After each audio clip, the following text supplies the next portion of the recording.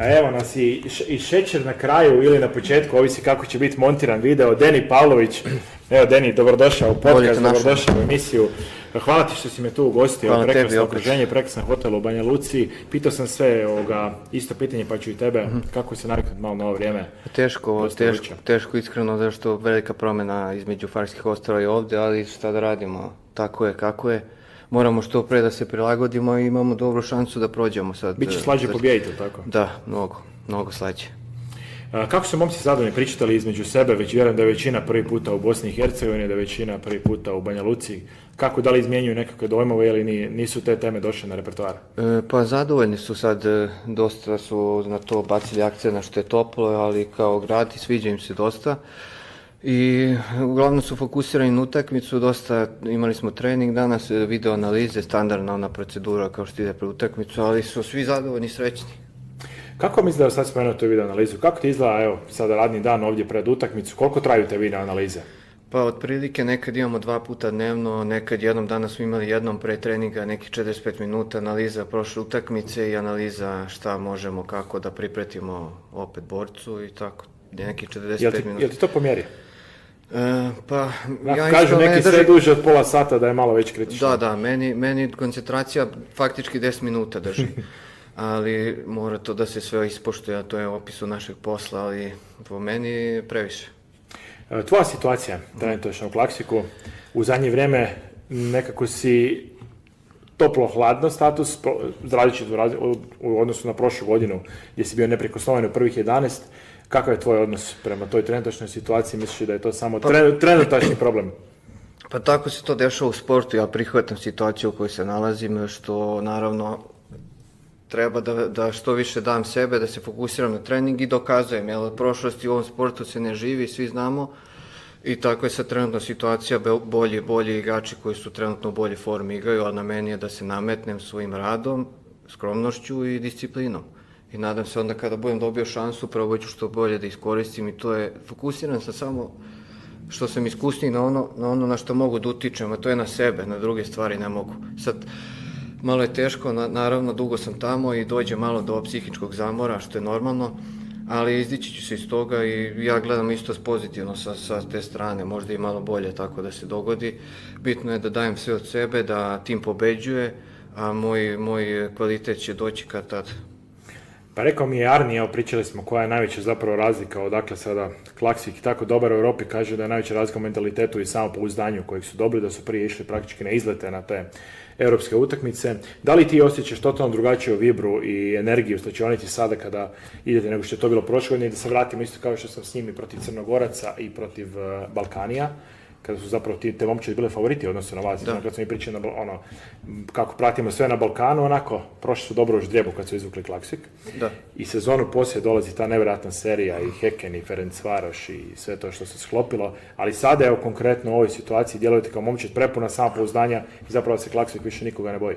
Pa to je istina i mislim da svake godine kako napravimo neki rezultat, tako su i oni vidjeli da nije tolika više razlika u fudbalu. Sad zašto je to tako, ne znam, ili Farska Ostrva previše brzo napreduju ili druge zemlje stagniraju, to već ne znam šta se događa, ali uglavnom znam da im je samopouzdanje veće, što je normalno, su vidjeli da imaju svoju šansu i dobro je koriste, naravno uz Frederiksberga koji je dosta toga uticao na prošlogodišnji prolaz i ovogodišnji uspeh, ali također ekipa i svi idu svake godine se ulaže, ja mislim više para, imamo sad najviše stranaca od kad sam ja došao i mislim da to deluje sve profesionalnije svake godine sad, to je to. Da ti pitam malo uvijek i ljudima, to zanimljivo, mi smo davno već o tome nekako pričali, ali sad malo da te podsjetim, kakav je život na Farskim otocima? Mislim, Klaksvik ima nekih 5000 stanovnika, to je izrazito mal grad, pogotovo za naš balkanski stil života, nema tu nešto previše ni društvenog života, ali da mi ti malo približiš, evo ljudi koji bi se doselili sada tamo i radili, kolika je neka prosječna plaća, ne pitam tvoja ili nogometaša, nego neki posao u skladištu ili tako neki, većinom što naši rade kada odu van, i općenito neki način života, kako to izgleda u stvarnosti. Ajde, sad to verovatno nas zanima najviše sve. Plata prosječna u poslovima normalnim je oko 2000 eura posle poreza, što je okej za neke poslove koje kod nas, ja mislim, u Srbiji nisu toliko plaćali. Koliko je stan? Oko 600 evra može da se... Neki normalni stan. Da, manji, onako novi, modern, što se kaže. U njihovom, mada oni imaju taj neki drugačiji stil, skandinavski. Znaju ljudi koji su bili u Skandinaviji, oni imaju taj, tamo, što ja mislim, tamo je neki stil engleske približan, zato što, mislim, dok je bio Prvi svjetski rat, Englezi su pomagali Farskim ostrvima, dok je Nemačka ih bombardovala, pa su, verovatno, se izmešali, što se kaže, imaju dosta tog mentaliteta, vole Premier ligu, samo tu ligu najviše cene, gaji se taj neki stil, kao championship, duga lopta, jako... Vole igrače sa izrazitom nogom poput Odna, opet ja njega, ali vole dosta takve tipe igrača i imaju mentalitet hard work, jer su svi od malena naučeni da ustaju rano, idu na posao, pa posle trening i onda posle uveče malo sa familijom, spavanje i to je ta neka rutina kojom oni žive. Nema dosta kafića, par kafića ima samo lokalnih, nije život kao kod nas je dosta to na većem nivou, ali to je razlika između nas i njih, oni su drugačiji, kod nas je više zastupljeno socijalizacija među ljudima, dok kod njih je više red, rad i disciplina, što ne kažem da nije kod nas, ali kod nas je mnogo bolje što se tiče izlazaka, druženja među ljudima i tih stvari. Znači, ti si tamo, evo, sad ako je ali sad curom tamo živiš, nevenčanom suprugom, možemo reći, ali da li vi imate tamo neko društvo, ona isto radi, možemo reći, dnevni posao, i kako neka vaša svakodnevnica, da li je teško, da li si imao neke krizne momente da se vraćaš, da to prekinete, da raskineš ugovor, ili si sad već skroz adaptirao, onako, mislim da to onako... Naravno da imam. Dosta utječe i na profesionalni status, ako taj dio nije u redu. Dosta mi fali familija, drugari i tako dalje, ali žena mi je stvarno najveća podrška i bez nje mislim da ne bi izdržao ovoliko dugo tamo. I imamo neke prijatelje, ima par porodica iz Srbije koji tamo žive, rade dugo, pa se sa njima družimo i onako provodimo neke zajedničke večere, ručkove i idemo do... Je to ono skandinavski samo vikendom ili kako je? Pa da, sa njima samo vikendom, dok sa prijateljima možemo i preko nedelje nekada. I onda je lakše dosta, ali da mi fali, naravno da mi fali, ali nigde nije kao što se kaže kao kod svoje kuće. Reci mi kava na Farskim otocima, to je onako model Starbucksa sa nogu ili postoje neki ovakvi kafić da se sjedne i tako dalje. I kolika je cijena kave? Nisam siguran kolika je cijena kafe, pošto ne pijem baš puno kafu, ali znam da oni piju taj American coffee stil, neki jaka crna kafa, to uglavnom svuda imaju, pa i na treninzima svi igrači, znači bez toga ne. Pa otprilike sad da lupim cenu, dok prevedem u eure, možda 50-60 kruna, možda 10 eura kafa. A lupam, nemoj sad da mi... Čekaj, oni imaju vrijednosti kod danske krune, ili? Tako je, oni imaju farsku krunu, ali i primaju dansku krunu, možda je mala razlika, nisam siguran. Da mislite oko 6 eura, onda... Da, ja mislim da, 6. Tako, slično zapravo kao u Švedskoj, to su one pola litrene, one... Znači, espresso zaboravi. Pa ima u nekim radnjama, imaju one mašine za espresso, ali uglavnom što oni piju, oni preferiraju tu, filter kafa, znaš, stavi se, da, ali imaju i izbor, znači espresso, sve ono. A reci mi vrijeme kako je tamo? Vreme ove godine je baš loše. Vjetar, roka? Po meni da, baš malo, ako 2 nedelje zakačemo lepog vremena, to je za njih vrhunsko leto. Ali tako je valjda naše mesto, tu su planine, dole je okean i to je jednostavno, ja mislim, nemoguće da bude lepo vreme. Dosta planine privlače oblake, dole zbog okeana vetar duva i tako da je dosta tokom jedne godine od januara od januara do maja je sneg. Poslije toga kreće maglovit, engleska. Dok avgust sad bi trebalo bude dobar, ali opet je hladno, 10 stepeni, 5 stepeni, kišica, stalno se često one promene vremena imaju. Može da se zadesi da bude sunce, sljedećih 10 minuta vetar, kiša, tako da ne može da se očekuje sada da se zna tako vreme će biti, da se veruje prognozi, što se kaže, nema šanse. I recimo ovako zadnje životna ova pitanja, ali puno ljudi koji su išli na Farske otoke ili igrati utakmici, to naglašavali su taj problem sa sljetanjem aviona, da zna biti česte turbulencije, da zapravo i samo farski ti avioprijevoznici uvijek stječu da nekad Norvežani odustaju zapravo. Možeš mi ti objasniti to, da li je to stvarno konstantni problem ili je to malo preuveličano? Pa ja mislim da jeste to konstantni problem, da su farski aviokompanije, oni uvijek sleću, da li su obučeni, hrabri, ne znam šta je. To su ovi ko Balkanci, da, oni idu kroz vetrove i sleću, dok skandinavski, SAS Airways, oni baš nemaju hrabrosti, stalno sleću. I ja sam samo imao jednu situaciju kad sam prve godine dolazio da smo došli i zbog nepogoda vremenskih smo se onda okrenuli i vratili za Dansku. To je jedini put da sam imao taj neki... Ovako neke traumatične iskustva ti nisi imao? Imao sam ništa specijalno, onako drma se, ali ja sam se navikao. Jaki vetrovi poljuljaju avion, ali on probije one oblake i sletio, tako da mislim da su im piloti ili obučeni ili hrabri, kao mi Balkanci, nešto to odvaja. Pa ništa, idemo mi na zadnji ovaj set pitanja. Pitaću te prvo za brata Luku koji radi u velikim sustavima u Austriji, u Lasku i u Šturmu.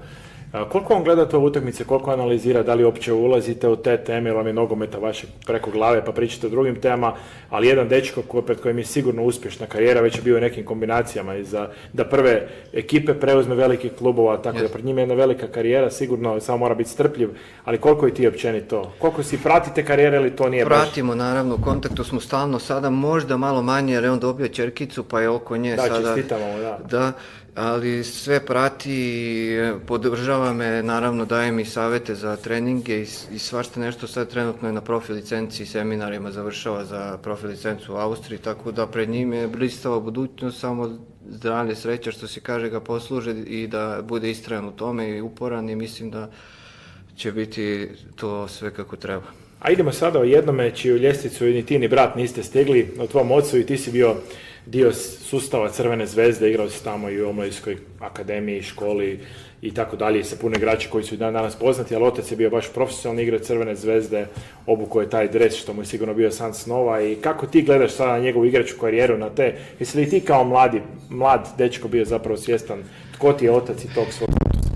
Naravno, i dan danas kad on je za mene najbolji igrač, ne znam zašto, da li zašto mi je otac, ali stvarno nešto tu u njemu me oduvek impresionirala, ta njegova energija koju ima i posvećuje svim svojim učenicima, što se kaže, i meni, naravno, dosta mi je posvetio pažnje i oko treninga i zahvalan sam mu previše. Sad sam malo emotivan, izvinjavam se, ali eto super, on je bio igrač vanserijski po meni, malo imao je neke povrede koje su ga sputale, ali izborio se i evo sad mogu da kažem najnoviju informaciju da se zaposlio opet u Crvenoj zvezdi, to je njegova najveća želja i ljubav prema tom klubu i sad opet je skao tamo mlađi kategorija i ja sam srećan i ponosan zbog njega. Igrački kvaliteti su nesporni bili, žao mi što nisam više malo na njega povukao, imao je fascinantan dribling i brzinu, ali i dan danas koristim njegove treninge, dosta mi pomažu, malo mi i nedostaje on, zato što me dosta gurao kroz te neke momente i mislim da sam najviše sa njim napredao svemu, tako da hvala mu puno i sve najbolje želimo sad na ovom poslu. Da, zaista lijepe riječi i čestitamo na poslu. Evo, nekako zadnje moje sad pitanje, koliko i ti tamo pratiš ove Balkanska liga? Pričali smo i prije i o Hrvatskoj ligi, tako malo i o Srpskoj, ali da li pratiš utakmice, onako provjeriš samo rezultate, koliko je onako tvoj fokus te neka i Srpska i Hrvatska liga? Pratim naravno i Hrvatsku ligu, posebno Hajduk sad zato što je igrao tamo i tako zanimljivo mi je što se tiče ovih stvari, došli su igrači i sve, ali vidim da se dosta turbulentno sad situacija. Također i Srpsku ligu pratim, ali vidim Partizan da dosta se, kako bih rekao, ima kroz težak period prolaze, zbog čega je to tako ne znam i ne bih volio da ulazim u te stvari, to je nešto više, ali mislim da što se tiče infrastrukture, da srpski fudbal dosta napreduje, to mi je drago da vidim, mislim da je liga kvalitetnija, mislim da sad imamo, što se kaže, više kompetitiv timove, poput SCA, Čukaričkog, i Vojvodina sad, i Radnički Kragujevac odličan. Tako da mi se sviđa u kom pravcu to ide, ali ne znam, mislim da bi možda bili bolje da još malo skrate ligu. Mislim da bi na kvalitetu dobili, ali mi je drago i srećan sam što vidim da Srbija konačno ima napretka u infrastrukturi pre svega, ali to je bio najveći problem i mislim da to dosta utiče i pomaže igračima da dobiju na jednoj motivaciji, što dosta znači i također sam čuo informaciju da su dosta finansijski sada bolja situacija dole, tako da želim da se tako nastavi i mislim da je to pravi put. Jedino što bih voleo da se više forsiraju naši igrači, ali tako je današnji, tako je u sportu, jednostavno mora da se prave rezultati stalno, ali imamo i dosta dobrih mladih igrača, Čukariski ima dobre transfere pravi, sad isto ja mislim da su prodali Miledinovića negde, tako da pratim dosta. Da, dobro si upućen. Deni, da ti ne uzimam više vrijeme, treba ići ranije spavat, utakmica je preko sutra, hvala ti za sve što si mene ovdje ugostio i za organizacijske sposobnosti, ovdje je bilo dosta, reci koga ćeš, ja sam Deni ih je tu dovlačio, tako da izuzetan respekt imaš i u ekipi i tvoj status u klubu je stvarno, evo, odličan, tako da želim ti puno sreće. Denis, hvala tebi puno što si izdvojio vreme i što si uvek tu da ispoštuješ nas i uvek ćeš biti dobrodošao i ja sam tu za tebe uvek, kao i za ostale novinare koji budu htjeli, ali tebi posebno hvala i Makiju naravno. Da, imaš veliki pozdrav Makija, on nažalost je na drugoj strani trenutačna Bosna i Hercegovina ima svoje obveze oko turnira i tako dalje, prijenosa, ali imaš uglavnom veliki pozdrav i cijela ekipa. Još jednom ti hvala puno i samo tako nastavi, mislim da odlično obavljaš svoj posao. Hvala ti, vidimo se.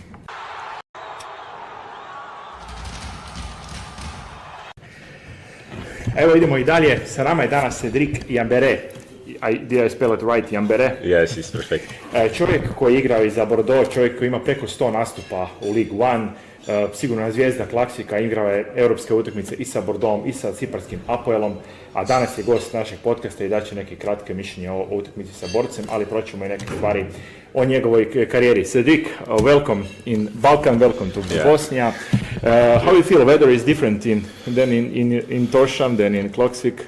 Yeah, it's very different. You know, the maximum in Torshavn is 30 degrees, 40 degrees, and now we come here is, I think, 35 or 36. So, but it's good for me, I like it. It's a rare summer, but of course we need to adapt our body for the game. Klaksvik have a big experience now in European games. You have victory in the first game. What do you expect about this second game in Banjaluku? Yeah, for sure. The most important is qualification.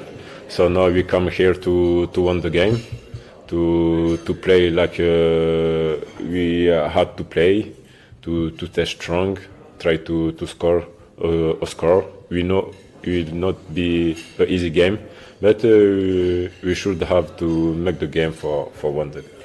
I speak with the coach, with Deni, with Arni also about this game, but you don't have much time. I want to speak you about your career. You have, like I say, on introduction to Croatian language, you have more than 100 ups in League One, French League. You play in Bordeaux, European games. What do you think about this situation now? Unfortunately for Bordeaux, not so good days. Yeah, it's bad news, you know. Now it's couple of weeks now we know the decision, and I'm very sad because it's a city where I born, it's a city where I grew up, the city where I play my first game, but I signed my first contract professional, and when I saw how is the club now, I'm very sad. I'm affected about this, and I talk with some of my friends in Bordeaux and some supporter, and of course for me it's a disaster because now situation Bordeaux go in the last league, or what is situation now? So now the situation is they will play in the first division, in the first division, and maybe they can be more worse because you know Bordeaux have to pay some debt about the club, and they can be very catastrophe, really. Yeah, big club, 6-time national champions, 4-time national cup, 1996 UEFA Cup against Bayern München. Do you remember your debut, 2014 against, I think, Paris Saint-Germain? Willy Sagnol was the coach of Bordeaux. Do you remember that days? That was the dream come true for you? Yes, exactly. Especially the week and the last training, they told me yes, I will play this game, and okay, it was not easy, but Willy Sagnol was the coach. Willy Sagnol was the coach, and he was a good coach and good man also for me and for the young players of my generation, and he helped me a lot. And of course, at the beginning, I don't understand what he told me, but now with experience, I use what they told me, and I can say just a thank you for You play some big games in Bordeaux, European part, but you scored one important goal against Marseille. Marcelo Bielsa, 61 minutes. And you scored a winning goal. Bordeaux wins 1-0. And how is it feel? It was my first goal in professional, and it was the last game also to the first and the winning goal. Yes, and the winning goal, and it was the last game against Marseille because we never lose in Bordeaux in the stadium. So we have a lot of pressure about the supporter, about the city, and I scored this one, and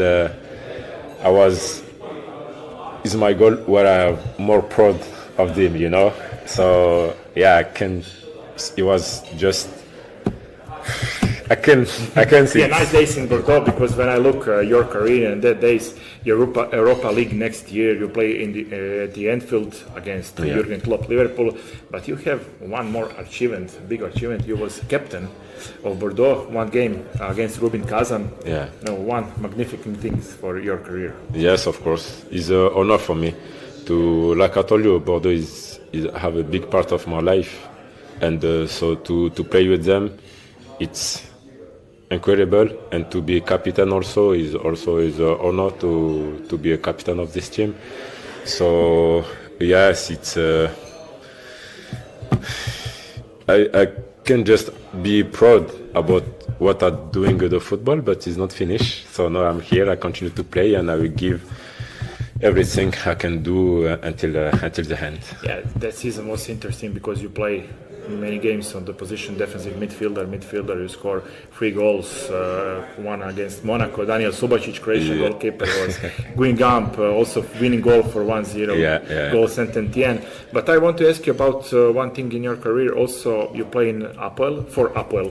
Nicosia, also big club, also European games. And how was came to Cyprus from Makhachkala? It's a big difference from Makhachkala and. I was to Makhachkala and I went to Cyprus to Apoel Nicosia, because in Makhachkala this moment they have some problem, so they change president. So the new president do some decision about the foreigners. So I left and I signed with Apoel. So of course it was a good experience. It was tough also because I didn't play what I want. I didn't expect I play what I want, but I get a very good experience because we play European League and we won the title. So for me it was very, very good. And after that, I come back in France and I play many games in the first division. So. Yeah, for full speech about your career, we need 2 or 3 hours, but we don't have time for this. I will ask you about one club. You play in Belgium, second league, Molenbeek. Yeah. But in that times, champions was Real Saint-Gilloise. Yeah. Denis would have played in that season, but do you expect big growth? Real Saint-Union, every year they fight for champions, and they have good project and good system in football. Yeah. No, to be honest, when I play against them, I was like, yes, it's a very good team, but I never expect to be champion. The year after. So, but I think they deserve, because, like you say, they have a good project, very good players, and we saw some players now they play in one of the top 5 league, and so I'm not surprised. I think they deserve this. My last question: life in Klaksvik, small town, small state, but they have big heart and big success in sports, and now they have big success in football. So how you feel and how is live in Klaksvik? Not play, but first live.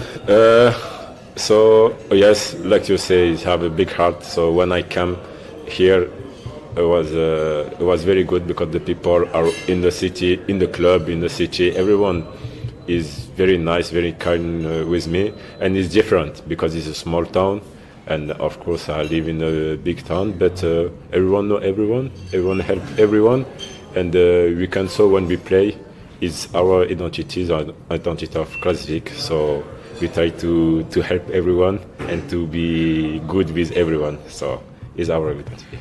Cedric, thank you for conversation. It would be a great honor to speak to someone who played so many big games and be part of French football. Thank you very much.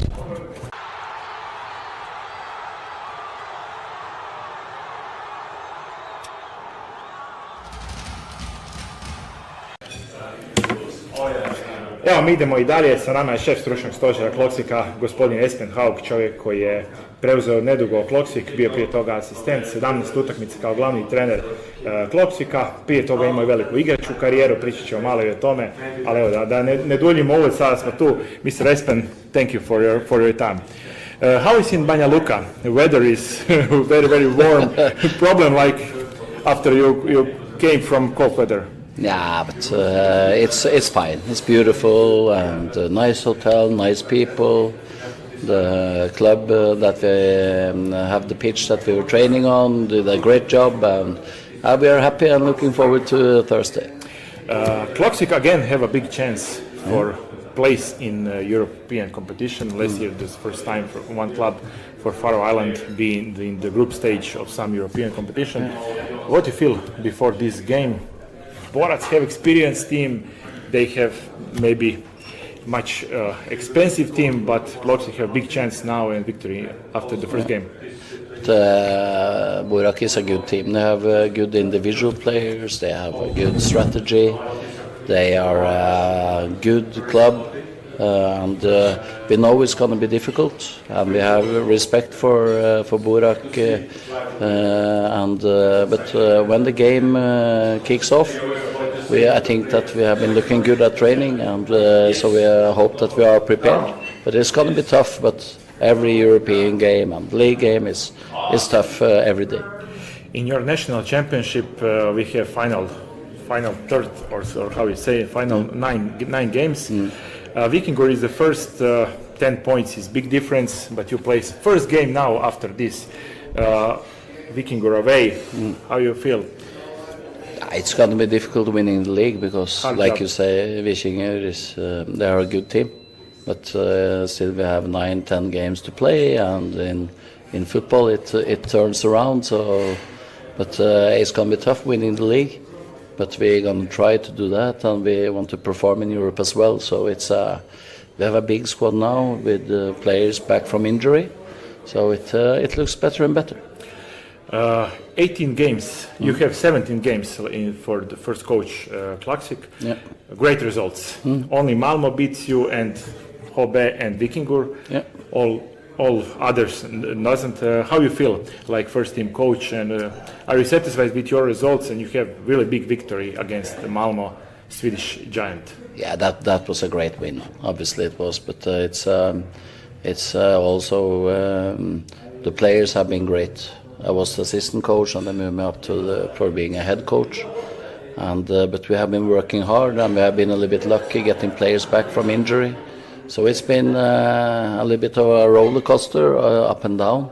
But I feel that the players' mentality is always good. And the Faroe Island people, I'm from Norway, but the Faroe Island people, they are really hard-working, they are honest people, and I really love their attitude. So we're going to keep on fighting all the way in. Espen, we go a little bit back on your playing career. You have more than 300 games in Elite Serie in Norway. You played for Lillestrøm. How you remember your days, and how football changed from this day to now in analytics, in trainings, in, I don't know, social relationship, coach with players and that stuff? It's obviously being a player is number one. That's the best, and to be a coach is the second best. So, but I played a lot of games in Norwegian football, and I've been a head coach now for, I think it's soon 18 years or something. So it was an okay career. I broke my leg 2 times when I played in the Premier League in Norway, and that made it hard for me. But I went back to my home club as a captain, and I played there for, 6 years after. And then the players wanted me to be the head coach when I was 33 years old. And that's, I said yes. Sometimes I regret it a little bit because in that time I was in good shape and I was a good player at that time. But as a coach, it's totally different. You need to, you have some players who hate you all the time. You have to make players disappointed. It's sometimes we can surprise them. Sometimes they are happy. But I feel it's more professional players now. They are more individuals, to call them that. They are a little bit more selfish. But our job as coaches and staff and club is to make sure that every day we need to do whatever we can for the individual player and the team, and then the club. So it's a little bit different now, but I like it. I think it's that's a part of the modern football to call it that, and yeah, I just like being a part of it. My last question: did you watch Habetorshan? I came from Croatia, and Faroe Island was in focus Croatian media because Habetorshan play against Hajduk, and they make good, I think, result, especially in the second game. They were a better team than Hajduk in the second game. First game on Faroe Island, very hard game in Split for them. But Adolfo Sormani, Italian, I think famous sport person because his father is a legend of AC Milan, and they make good, good picture about Faroe football even in Croatia. Yeah. Because people in Croatia, when see Hajduk against Habetorshan, this spectacle, this would be easy game. But second half and Split and whole game in Torshan, Habe was better. Yeah. It's like I say, it lives 60,000 people in Faroe Island, and it's almost everyone is playing football, hardworking, and they are proud people. And it's never easy. It's the same. And Malmö came to Klaksvik to play, and they won the league in Sweden last year, leading this year. Right now they are having a draw against PAOK away 3-3 tonight, and it's in football now you have to treat everyone with respect, take them seriously, or else you get punished, and that's what happens in football every day. Mr. Haug, thank you for your time and thank you for your impressions about Borac, Banjaluku, and your little bit about your career. Thank you very much. Thank you. Good job. Frederiksberg sada ima bolju poziciju, sad centaršut.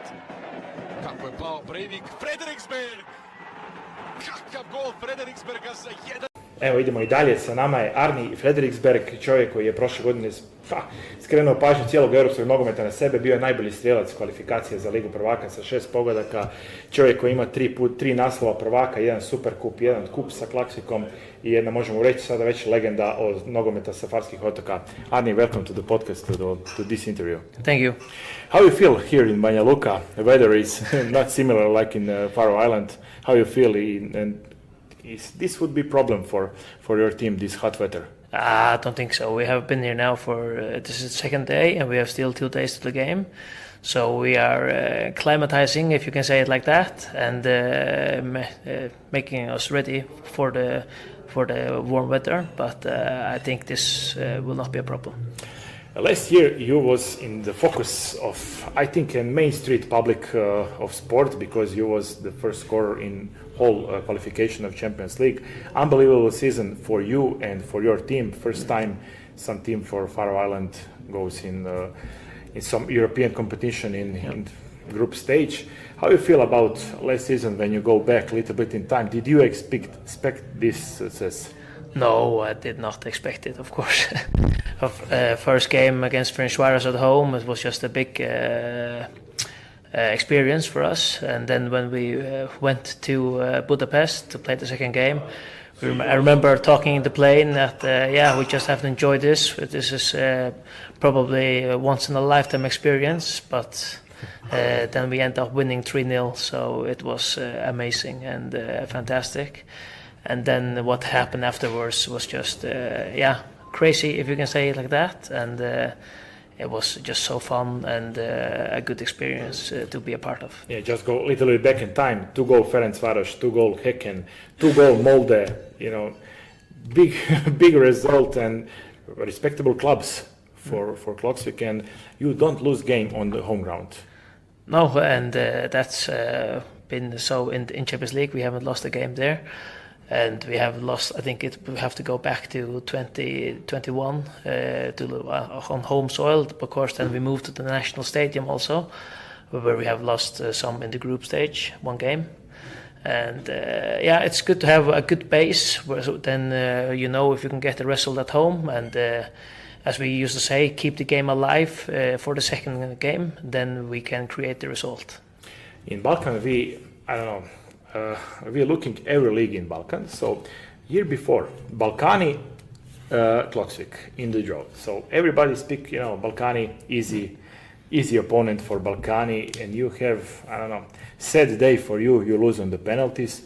But I think maybe this game was, something to build next season success. Yeah, of course. Also, Suzeska from Montenegro. We had the same year where we won. Then we. And that was surprise for Balkan medias. Also. But we know the foundation we have is old. We have built a team for many years, and it's the same players who are in this team. And then we of course have got some new players to strengthen and have some depth in the team also. So for us, it's have been you can say over 8 years where a coach built a team and then he left in 22. Michael Thomasen, who now is in the AIK, and Magne took over, and then he, if you can say, put some extra spices in, and then we created history. You are born in small town or small village, how can I say, Saltangara. I think, like we in Wikipedia say, 1,000 people only, but a village who give 4 national team players. Is this correct? I think it is Hansen, Peter and Jens Martin Knudsen and you. So what is the secret about Saltangara? I think we have a strong football culture in the Faroes. We have almost more than 1 pitch in every village, and also the smaller FIFA pitches. So every kid, every boy and girl has the opportunity to play football in good circumstances. And of course, from young age, if you touch the ball all the time, then you develop. And that's why we have a strong football culture, and also why we produce some good players. We still need to take the extra level internationally, but it's going there somewhere. It's unbelievable results for Faroe Islands, for such a small country, because in the handball also they have very good results, and the last couple of years in football very, very good results. Of course, we should look at the handball team. We have some almost international stars now, especially 2 players, Elias and Ole, who are extremely good, and they play in the strong leagues. So it's fun for us as footballers also to watch them and to see how they develop. And of course, with our result in Europe, we want to try it one more time. Yeah, but I watch your Faroe Island under-21 team against England, against Holland, good games. Aki Samuelsson for HB Torshavn, they score, I think, 2 goals on Netherlands. But they are tough opponent for everybody now in the last couple of years. What do you think is most important thing that Faroe Islands make change in their system, or what they are doing so good because they improve very, very quickly? Yeah, I think the most important thing that we have developed over the last year, that the belief that it is possible to create results. If you go back 10 years, it was almost vacation mode when you went to play in Europe. And then over the last few years, we have developed that it's not just vacation. There are things possible if you work hard and you plan. And then, of course, you have the team to back the plan up. So I think the biggest, or the strongest thing is the belief in that it's possible and that you go for it. when we speak about international level, you play one game against Croatia, under 19, I don't know if you remember, but you make a draw in this game. Croatia have in that days also very strong team with, I will say, Croatian Albion's Dominik Picak or Mislav Oršić and players like that. Do you remember that games? And I will do another question. How is possible to one of the best players in Conference League, in Europa League, doesn't play for national team of Faroe Island? Yeah, of course, we started with the Croatian game. We had our how do you say, all the players in my age group. We had some very good players, and we had a good youth team, both under 19 and 21s. We also lost 3-2 against Germany, where they scored in the end. Yeah. So we had some great results in our youth, our age group. And then if you come to the national team, it's, yeah, of course, it's maybe strange for foreigners who are not in the Faroe Islands to understand why. Me as a footballer, I am working from 8 to 4, and then I'm playing football from 4 to 8, if you can say it like that. So it's a long day, and with wife and a kid, you have to choose what you do with your time. In 2018, I was around the national team and was not a part of it, if you can say that. I was on the bench, not playing. So I asked myself, what do I want to use my time for? So I wanted to work more, and then I started to use more of my time there. And then now I'm a CEO of a company, of a wholesale. So yeah, it many went responsibilities. Yeah, and playing football with KI beside. And now I have all play football by side and yeah. One of the best players.